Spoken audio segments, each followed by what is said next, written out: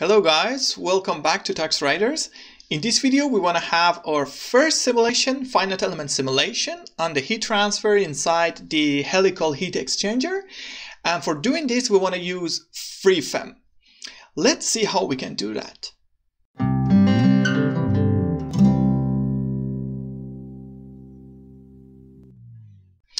Okay, before going on, let me just have a recap on the thing that we want to do, on the simulation that we want to do. Please refer to the first video of this series if you don't know what we want to discuss here.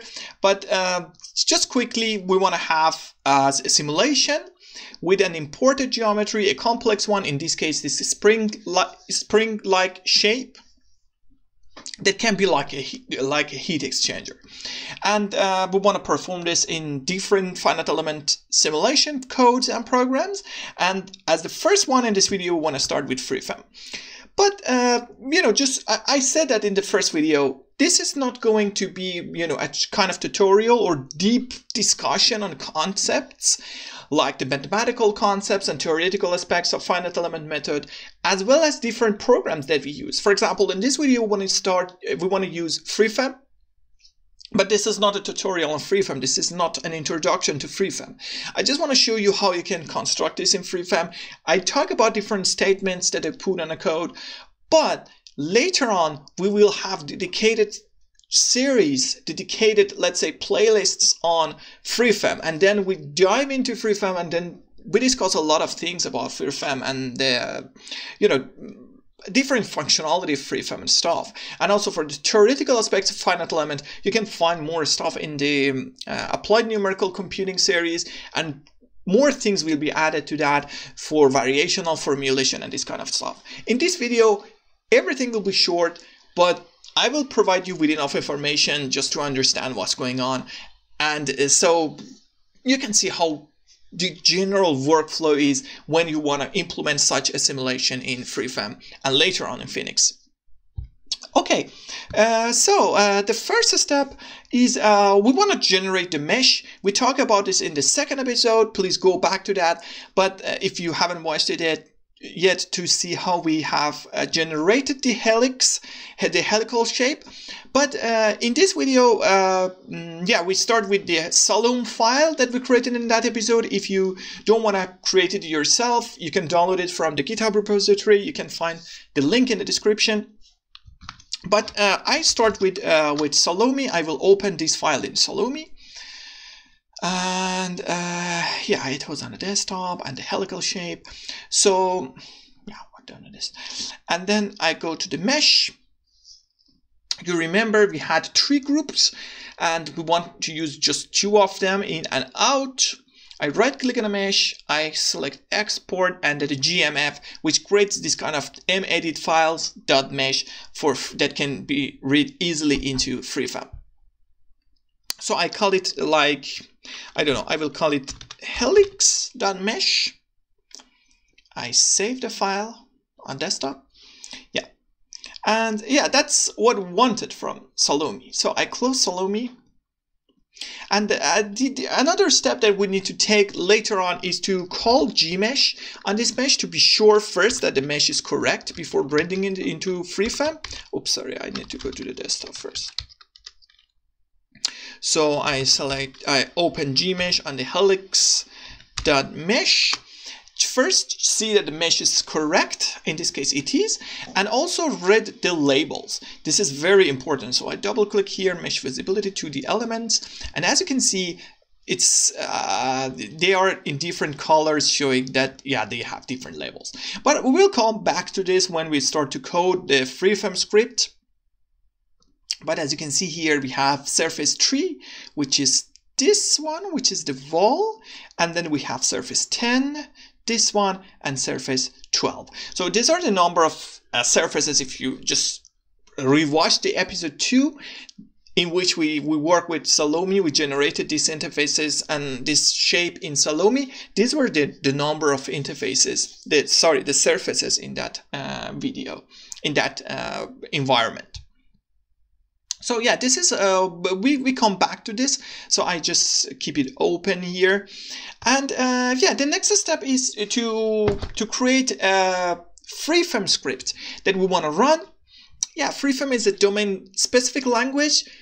DSL, I will show you the website. We have already talked a lot, not a lot, but yeah, I talked a lot about the installation procedure of FreeFEM. So yeah, as it says, it's a kind of high-level finite element software, and it's let's say it's a language, and DSL language is domain-specific language for finite element computation.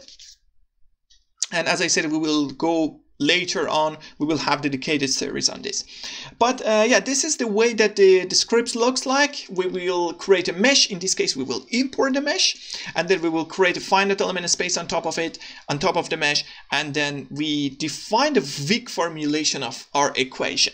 This is very important. You know, this is where most of the concepts of the finite element are actually, let's say, included. And this is a relatively theoretical discussion, but here I have prepared a file which you can find on a GitHub repository. As I said, the link on the description, and you can also find the source code of the file if you need it. It's a text file, so LaTeX file.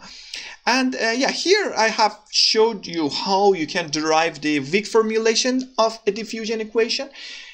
You can refer to the Applied Numerical Computing series. There you can find out the finite difference implementation as well as the finite element implementation of the diffusion equation in depth. But for now, this is you know, a very quick overview of what's going on there, as well as some description. But I will describe it very fast here. So this is the heat equation, diffusion equation, let's say, as this is a second order derivative here, because when you apply this gradient to this one, then it becomes a Laplacian, and then it's a second order one. But this is a general 3D version. And then we define two spaces, one for the, let's say, trial functions, sorry, for the test functions first, and that's this has some properties. I don't want to go to the theoretical aspects, as I said. And then for the trial functions, the solution of the PDE belongs to this space. So we need to, the whole concept of finite element is, we multiply the PDE, in this case this one, to any arbitrary function v, let's say, from this space, which becomes this one. So for each v as a member of v, this one, the equation looks like this. And then we try to find a solution that is this is a member that is actually that belongs to this space, and that will be the solution of the finite element, the finite element solution of the PDE. So for deriving the Wick form, the term Wick forms, because this is the strong form, and the term Wick forms is called like that because we reduced the order of all the derivative terms to 1. In this case, we have a second order term here, so we need to do some techniques and then also take advantage of some of the properties of these spaces. It's very important that why these spaces are defined like this, to reduce the order of derivative. So we integrate, yeah, the antiderivative operations in calculus is integration. So we integrate both sides of the equations to be like this, and then this term can be divided, can be split using the integration by parts technique. So if you have a look at this, you can see that, yeah, this is the integration of u v prime equals to u multiplied by v prime, the whole integration, minus u prime multiplied by v. So this is the integration by part, and then the second term, this term can be converted, because this is, I forgot to say that this is the integration over the volume of interest. This is the domain, the computational domain. In this case, that's the helical shape. On the computational domain, a volume integral can be converted to a surface integral using the Green's divergence theorem. So this is the volume integral and is converted to a surface integral. And as one of the properties of the space to which the solution belonged, it was that the normal derivative of the solution, in this case the temperature, is 0 on the boundary. This is omega, this omega is the boundary. So this integral is 0. And we just, by doing this and combining all these things together, because this one is 0, we have reduced the order of this to a first derivative term. That's order of 1, because as you can see, this is the first order derivative and this is also a first order derivative. So combining all these things together and also taking advantage of a backward Euler finite difference formulation for the time here. So the current time step minus previous time step, please refer to the finite difference videos on the applied numerical computing to know what this is all about. And applying all these things and combining this together and inserting the equations to the first one, we will have something like this.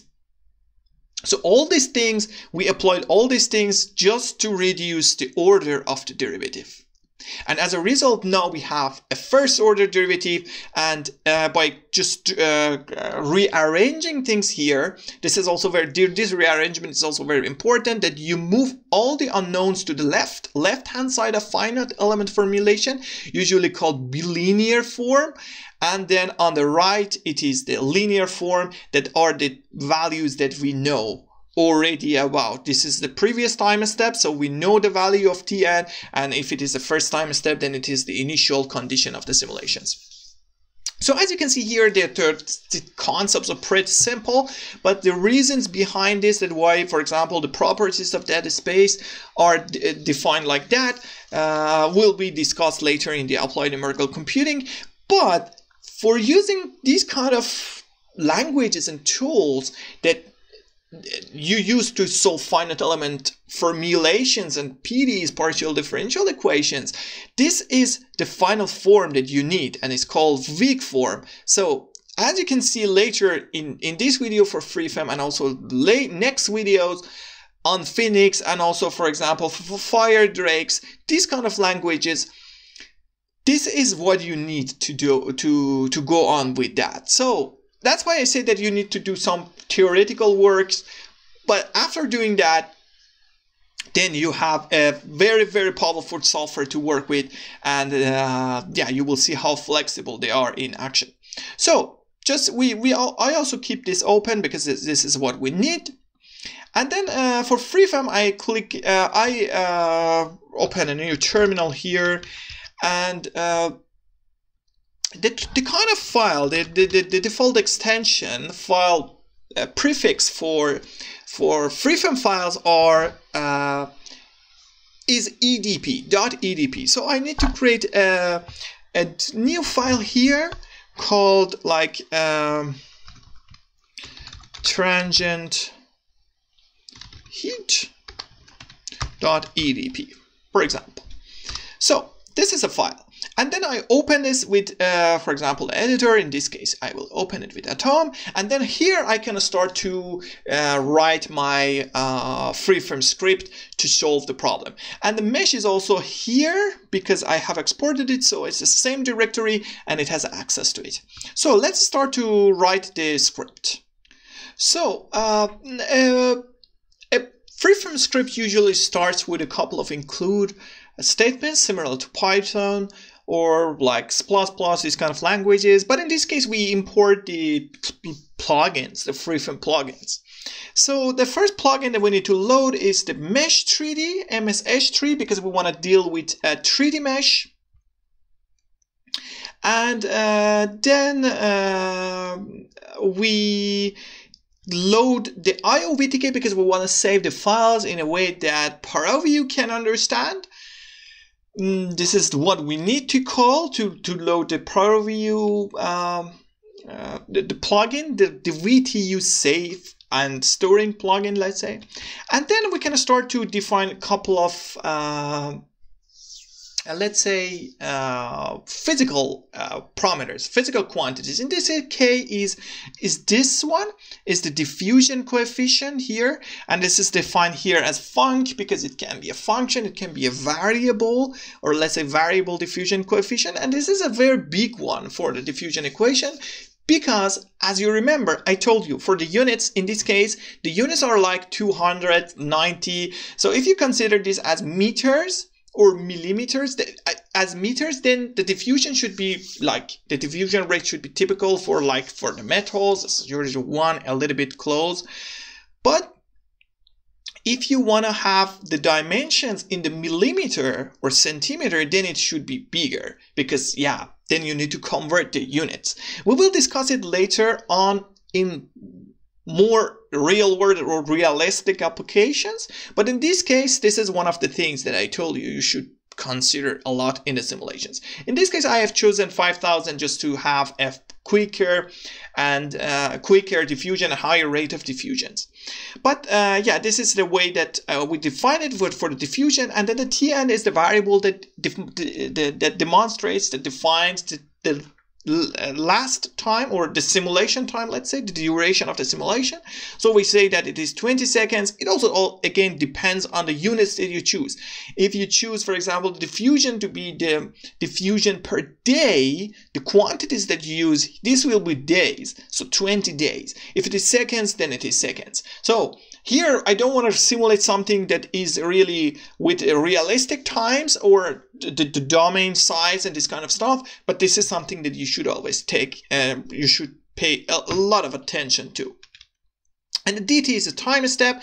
As we discussed already in the applied numerical computing series, the time step should be derived from a sensitivity analysis that requires that you need also stability conditions to met. In this case, we want to use an implicit formulation, so it doesn't matter that much, but sensitivity analysis is very important. And then the U0, we will use it for the initial condition, that this is, we say that in the beginning, everywhere, all the domain is instantiated with the value of 0.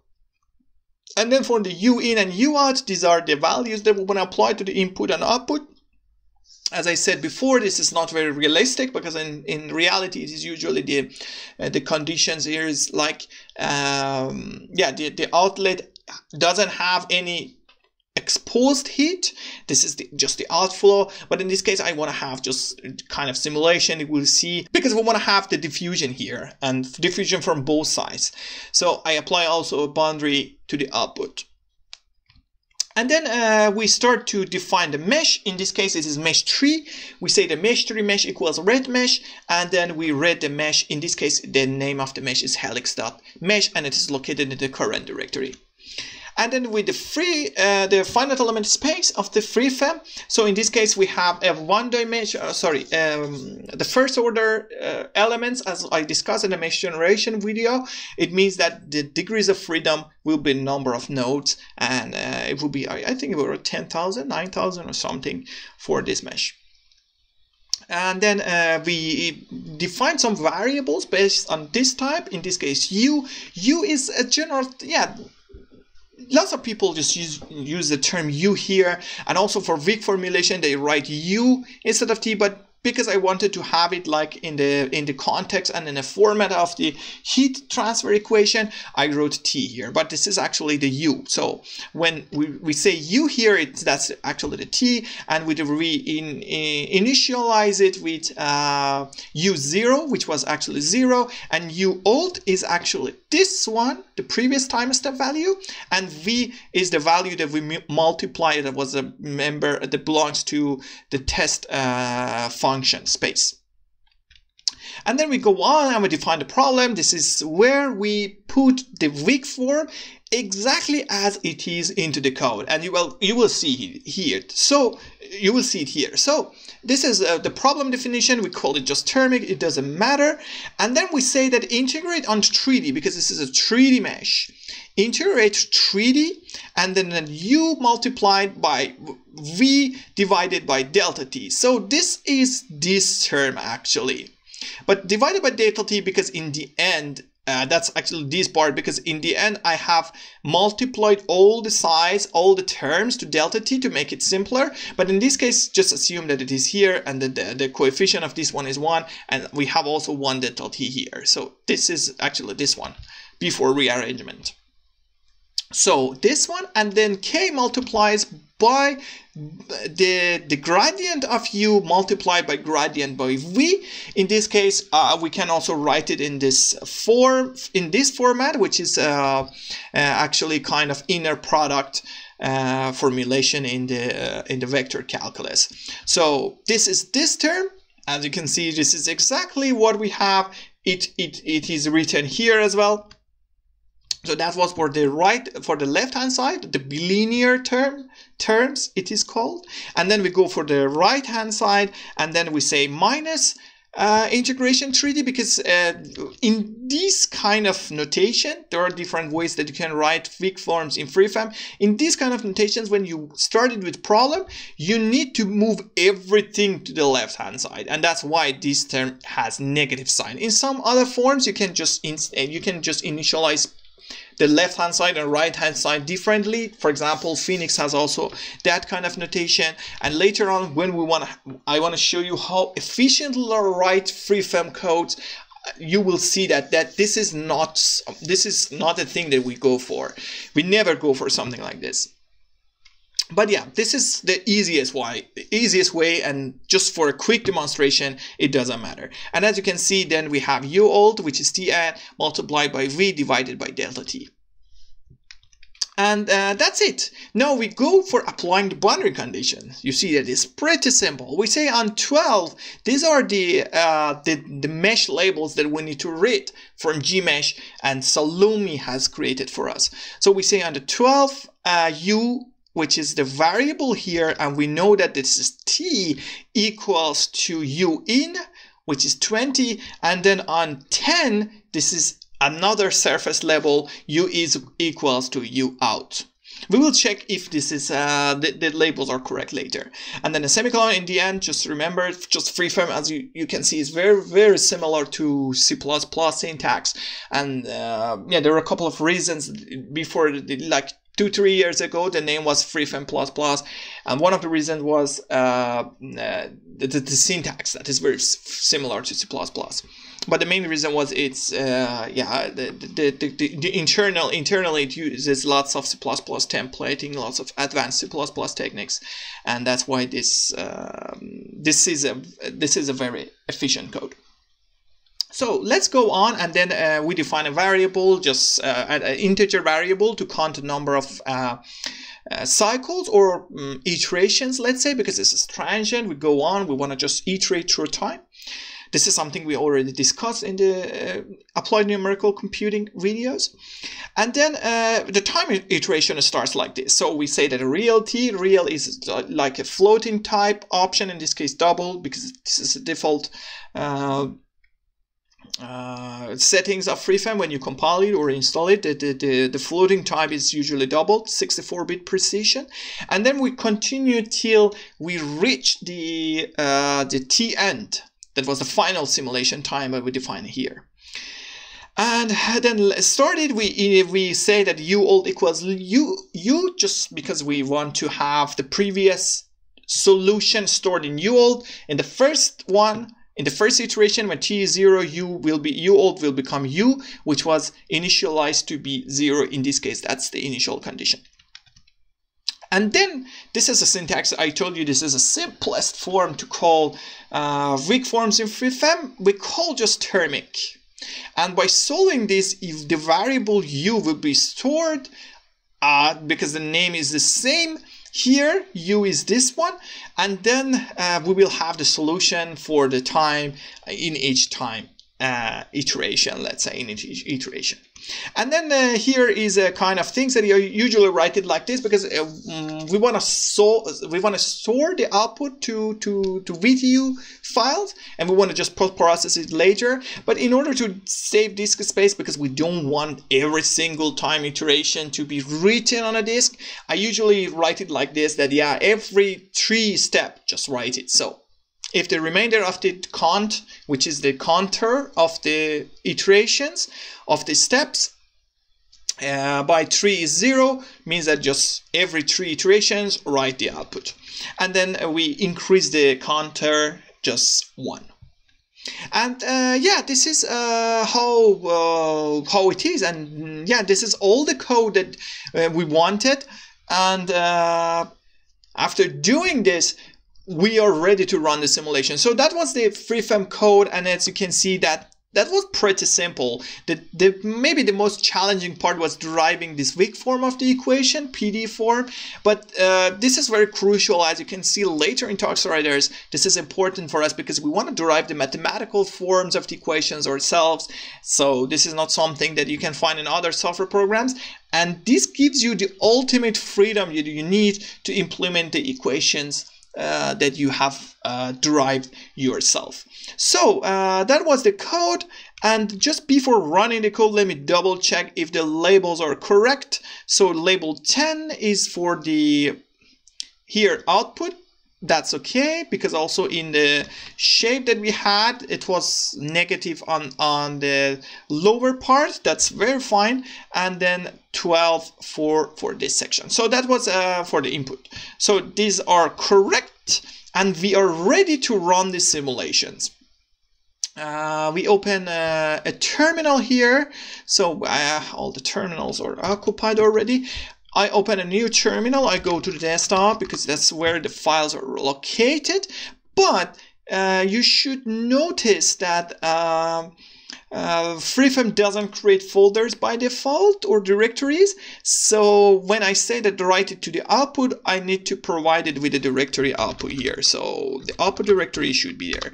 And this is the directory that the FreeFEM will write the output. We asked it to write it there. So yeah, everything's ready. We just call FreeFEM on the script, on the source code that we have created. So it's just transient heat.edp, and then we press enter, and that's it. That's all we wanted to do. As you saw, that was a number of nodes. I say that wrong. That was around 8,000, 7,000, 8,000, and it starts to write. It writes this minimum and maximum value of the solution, and it's always 20 and minus 20 because that was the ultimate threshold of values. And yeah, when it will be over, although it starts to write the stuff here. So as you can see, the VTU files are being written, and we can start to post-process the results, but we can also wait till the end. But yeah, this is generally how it works, and that was, I think, pretty simple. Just simple, still very, very powerful. And yeah, let me also show you the output. We can wait for it to finish, or we can start parallel view. But yeah, later on, when we start to work with FreeFEM, I don't use this problem formulation. I will use another type of notations for, I mean, another kind of writing the weak form for it, and then it doesn't print this kind of information when you solve it. But yeah, so it's the normal end of FreeFEM calculations, and then I start parallel view, and I open the output directory and output.vtu, and I click apply. And as you can see, this is the simulation that I showed you in the first video. And generally, you know, this is the kind of codes and simulation that I had for all the things that I have showed you so far, like the simulation that you saw in the scientific visualization series, I mean post-processing series. But yeah, this is how it is. I can apply this color profile to that, and then this is the simulation that we can have. And then later on, you can just go back to the code, and then for example, you can disable this line, and then you will have like no output, no temperature assigned to the output boundary, which will be more realistic if this is a heat exchanger actually. Yeah, I hope you enjoyed this video. This was actually the first simulation we performed, and yeah, FreeFEM is a very, very good tool in this regard. You will see a lot more from FreeFEM. I mean, from the content that I will put here, most of them are done using FreeFEM. And I use this FreeFEM a lot, this software a lot, because that is very flexible and powerful. Later on, you will see that it is also very efficient using parallel computing and high performance computing approaches. And we will discuss it a lot later in the future. And yeah, I hope you find it useful, and see you in next videos in which we will start to use physics for doing the simulation in a very, very similar manner. See you later. Bye.